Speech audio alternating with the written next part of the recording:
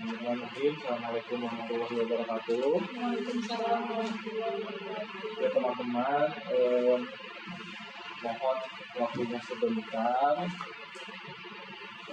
Saya akan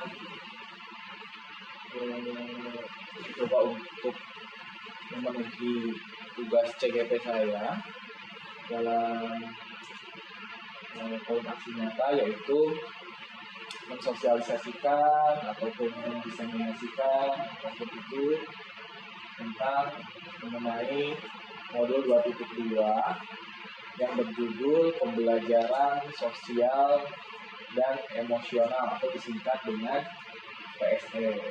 Nah, pembelajaran sosial dan emosional ini kita awali dengan melihat mind map-nya terlebih dahulu. PSE, pembelajaran sosial dan emosional ini dilakukan dengan berbasis kesadaran penuh atau mindfulness, ya. Jadi dalam kondisi sadar, dalam kesadaran penuh. Nah, ada pembelajaran sosial dan emosional atau disingkat sebagai PSE, ada juga kompetensi sosial dan emosional. Jadi pembelajaran sosial emosional itu atau PSE itu demi mewujudkan 5 kompetensi sosial dan emosionalnya atau yang disingkat dengan KSE. 5 kompetensi itu diantaranya adalah kesadaran diri, pengelolaan diri, kesadaran sosial, keterampilan berelasi, dan yang terakhir adalah pengambilan keputusan yang bertanggung jawab. 5 kompetensi ini tidak hanya untuk siswa, tetapi juga lingkup sekolahnya, tidak hanya kelas ataupun siswa, tetapi pendidik dan tenaga kependidikan pun harus memiliki 5 kompetensi ini. Untuk guru pada dasarnya kompetensi sosial itu ada dalam 4 kompetensi guru, ya. Selain pedagogi, profesional, dan seterusnya, ini ada di dalamnya.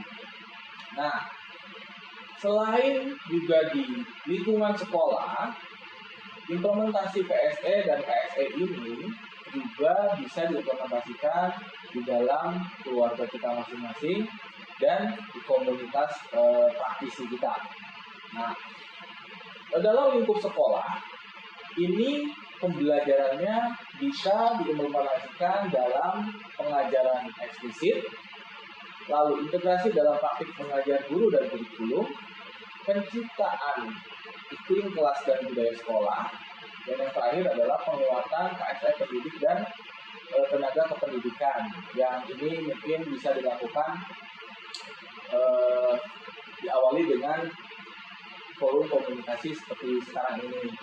Nah, bagi kami itu dan juga tentunya khususnya yang ada di ruangan ini bisa menjadi teladan, lalu belajar dan berkolaborasi dengan siapa? Dengan seluruh pendidik dan tenaga kependidikan yang ada di SMK Musik Perguruan Cikini. Oke, dari mind map ini saya akan jelaskan satu persatu. Sekarang kita ke definisinya dulu. Apa sih definisi PSE ini atau pembelajaran sosial dan emosional ini? Pembelajaran ini dilakukan secara kolaboratif oleh seluruh komunitas sekolah. Nah, proses kolaborasi ini memungkinkan anak dan orang dewasa di sekolah memperoleh penerapan pengetahuan, keterampilan, dan sikap positif mengenai aspek sosial dan emosional agar dapat, ya, di antaranya ini ada poin-poin untuk kesadaran diri, manajemen diri atau pengelolaan diri, kesadaran sosial, keterampilan relasi, dan pengambilan keputusan yang bertanggung jawab. Nah, 5 kompetensi inilah yang menjadi acuan pembelajaran sosial dan emosional atau PSE ini. Lalu, apa sih kelima kompetensi ini? Nah, di sini ada contoh-contoh. Menurut Kasel tadi, disingkat menjadi Kasel, Yang pertama adalah kesadaran diri. Kesadaran diri itu kemampuan untuk memahami perasaan, emosi, dan nilai-nilai diri sendiri dan bagaimana pengaruhnya pada perilaku diri dalam berbagai situasi dan konteks kehidupan. Nah, contoh-contohnya diantaranya dapat menggabungkan identitas pribadi dan identitas sosial, identifikasi kekuatan diri dan budaya, identifikasi emosi-emosi dalam diri. Di sini yang dimaksud emosi adalah emosi-emosi secara keseluruhan ya, tidak hanya emosi negatif seperti marah, kesal, khawatir dan lain-lainnya, tapi juga sedih, bahagia, dan emosi-emosi lainnya gitu. Lalu menunjukkan integritas, kejujuran dan seterusnya ya, kita bisa lihat sama-sama di sini. Lalu manajemen diri ini adalah kemampuan untuk mengelola emosi, pikiran, dan perilaku diri secara efektif dalam berbagai situasi dan untuk mencapai tujuan dan aspirasi. Nah, manajemen diri ini contoh-contohnya diantaranya mengelola emosi, identifikasi dan menggunakan strategi-strategi pengelolaan stres dan seterusnya. Lalu yang ketiga adalah kesadaran sosial. Kesadaran sosial ini definisinya untuk memahami sudut pandang dan dapat berempati kepada orang lain dan dengan orang lain, termasuk mereka yang berasal dari latar belakang budaya dan konteks yang berbeda-beda. Contohnya misalkan mempertimbangkan pandangan atau pemikiran orang lain, mengakui kemampuan atau kekuatan orang lain, mendemonstrasikan empati dan rasa welas asih dan seterusnya. Ya dari contoh-contoh ini kadang kita juga ada yang berlawanan lah dengan contoh-contoh tersebut. Pasti semua orang akan pernah mengalami itu gitu. Yang keempat adalah keterampilan berrelasi. Ini kemampuan untuk membangun, mempertahankan hubungan-hubungan yang sehat dan suportif. Ya, contohnya berkomunikasi dengan efektif, mengembangkan relasi atau hubungan yang positif, mengembangkan kompetensi kebudayaan, mempraktikkan kerjasama tim dan pemecahan masalah secara kolaboratif, dapat melawan tekanan sosial yang negatif, menunjukkan sikap kepemimpinan dalam kelompok, mencari dan menawarkan bantuan apabila membutuhkan, turut membela hak orang lain. Contohnya itu. Lalu yang terakhir adalah kompetensi yang terakhir, pengambilan keputusan yang bertanggung jawab. Nah, kita pasti semua memahami lah ya maksud dari pengambilan keputusan yang bertanggung jawab ini. Kalau di sini definisinya adalah mengambil pilihan-pilihan membangun yang berdasar atas kepedulian, kapasitas dalam mempertimbangkan standar etis dan rasa dan untuk mengevaluasi manfaat konsekuensi dari bermacam-macam tindakan perilaku untuk kesejahteraan psikologis yang disebut dengan well-being terhadap diri sendiri, masyarakat, dan juga kelompok. Contohnya menunjukkan rasa ingin tahu dan keterbukaan pikiran dan seterusnya, termasuk berdiskusi dan seterusnya. Nah, 5 kompetensi sosial ini sangat erat hubungannya dengan 6 dimensi profil pelajar Pancasila. Nah, ini kalau untuk siswa ya. Tetapi juga tadi sudah saya sampaikan di awal bahwa kompetensi ini tidak hanya untuk siswa, tetapi untuk pendidik dan tenaga kependidikan. Artinya seluruh warga sekolah ini harus memiliki kompetensi sosial dan emosional ini. Kalau kita lihat dari awal, dari kesadaran diri, manajemen diri, kesadaran sosial, keterampilan relasi, pengambilan keputusan yang bertanggung jawab, ini seperti sebuah level, tingkatan. Ya, kalau kita perhatikan itu kita kuasai dulu kesadaran diri ini. Setelah kita merasa menguasai ini, artinya kita akan mampu manajemen diri, ya, pengelolaan emosinya. Nah, ternyata tidak seperti itu. Jadi kelima KSE ini merupakan kompetensi yang berdiri sendiri. Artinya seseorang itu bisa memiliki kompetensi kesadaran diri, tetapi bisa juga dia di samping itu belum memiliki kompetensi dalam manajemen dirinya dan seterusnya. Nah, lalu ada contoh, saya kembali dulu ke ini ya. Ini kan implementasinya bisa dalam pengajaran eksplisit dan integrasi dalam praktik mengajar guru dan kurikulum. Artinya pengajaran eksplisit ini di sini adalah kita memberi memberikan atau melaksanakan sebuah proses pembelajaran 5 kompetensi KSE itu secara langsung dalam dokumennya atau dalam RPP-nya, katakanlah seperti itu. Jadi RPP-nya itu khusus untuk materi 5 kompetensi sosial dan emosional ini.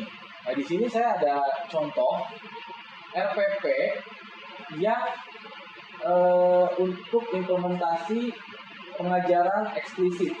Contoh di sini kompetensi yang dituju adalah kesadaran sosial. Nah, contoh RPP-nya itu seperti ini, ya. Jadi PSE ini, pembelajaran sosial dan emosional ini disarankan untuk jadi tidak harus, tapi disarankan ada dalam pembelajaran yang eksplisit dan juga integrasi dalam pembelajaran. Kalau pengajaran yang eksplisit itu seperti ini, ya. Jadi ada RPP khusus, kesadaran sosial, topiknya membangun empati dan seterusnya.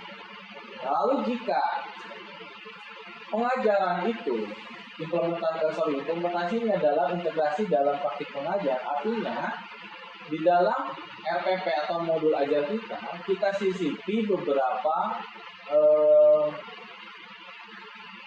beberapa proses untuk melengkapi atau untuk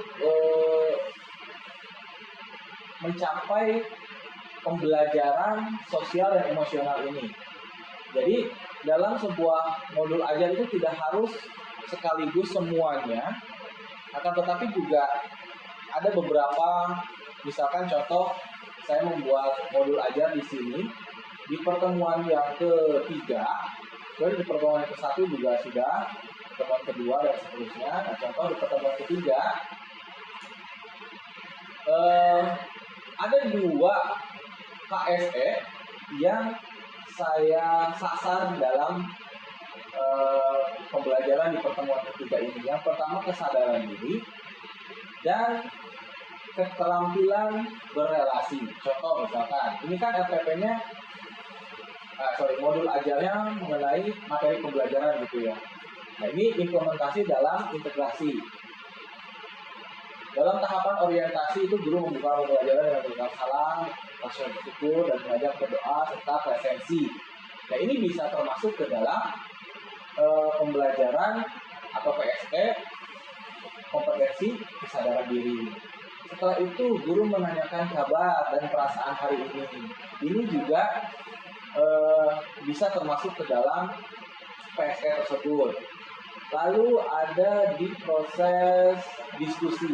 Nah, diskusi ini ditujukan untuk kompetensi keterampilan berelasi, yaitu yang dimaksud adalah mempraktikkan kerjasama tim dan pemecahan masalah secara kolaboratif. Nah, ini contoh implementasi PSE dalam integrasi pengajaran. Kalau tadi kan pengajaran yang eksplisit ya, langsung gitu. Secara khusus ini materinya adalah kompetensi sosial dan emosional ini. Ini contoh ada manajemen diri dan seterusnya. Jadi bukan materi pembelajaran. Lalu implementasi yang ketiga itu penciptaan iklim kelas dan budaya sekolah. Nah, kita kan sudah masing-masing kelas itu sudah membuat keyakinan kelas. Nah, coba keyakinan kelas itu setiap pertemuannya diulas kembali, lalu dievaluasi, misalkan kondisi kelas sedang kotor, atau misalkan kondisi kelas tidak kondusif, berisik, dan seterusnya. Nah, itu ditanyakan kepada siswa, apakah itu sudah sesuai dengan keyakinan kelas, kalau tidak, dievaluasi lagi, terus melakukan perbaikan, dan seterusnya. Nah, terakhir, ini adalah untuk PTK. Nah, PTK ini kita bisa menjadi teladan, kita juga belajar satu sama lain dan berkolaborasi. Di sini 5 kompetensi ini sangat penting. Artinya kalau untuk siswa dia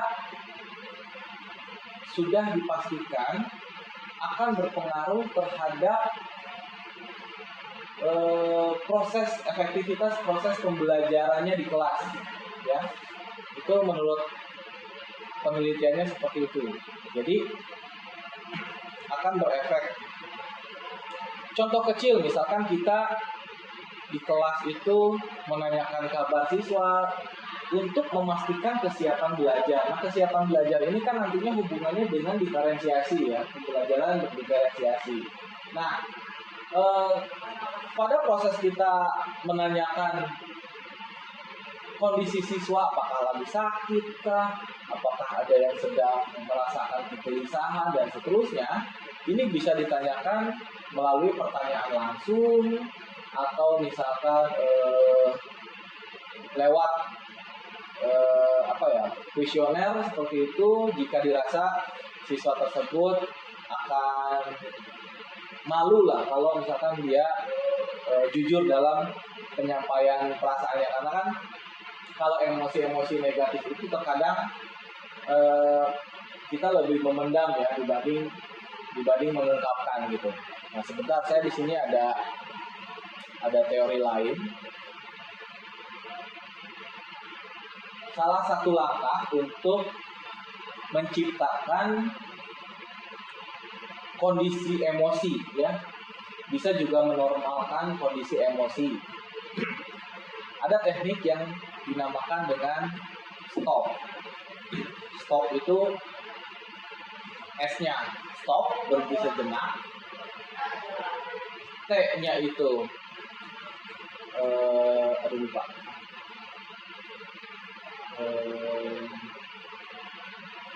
Lama lagi.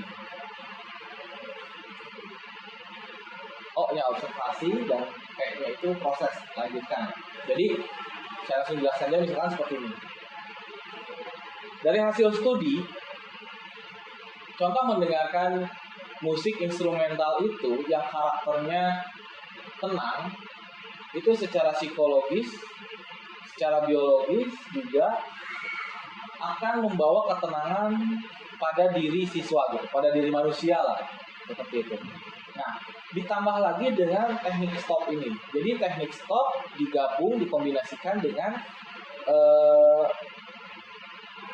sambil mendengarkan musik instrumental yang sifatnya menenangkan, seperti itu. Nah, saya coba cari dulu, ya. Stop.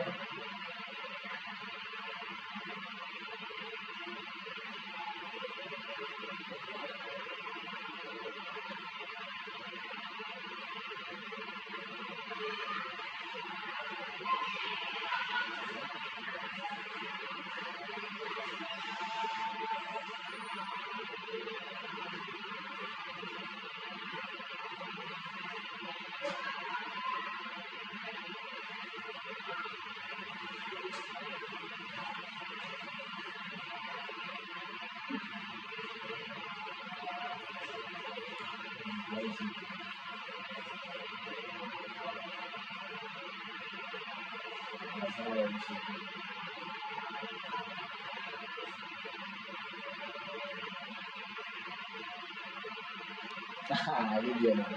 Jadi teknik stop itu, stopnya itu berhenti sejenak, T-nya take a break, tarik nafas, O-nya observasi, dan P-nya proses, lanjutkan terus menerus. Jadi misalkan contoh, ya, siswa kita ajak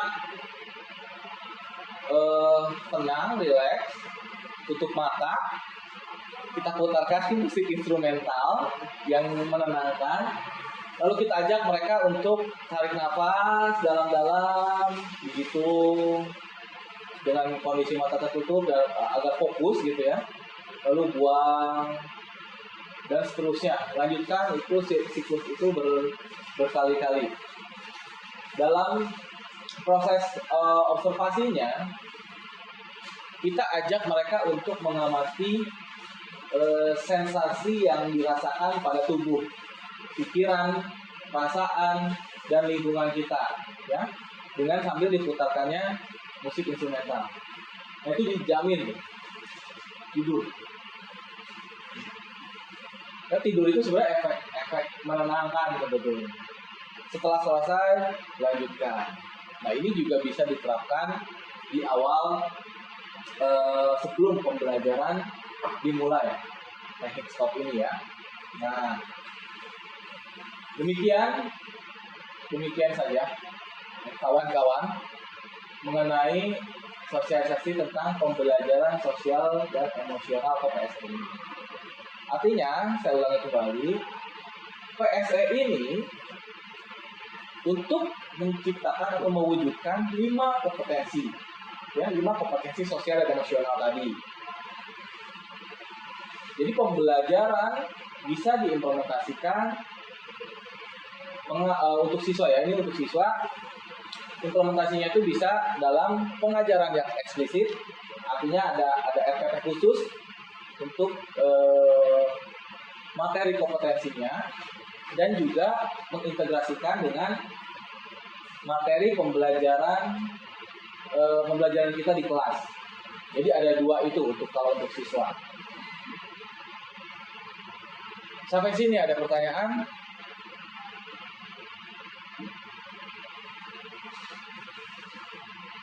Ini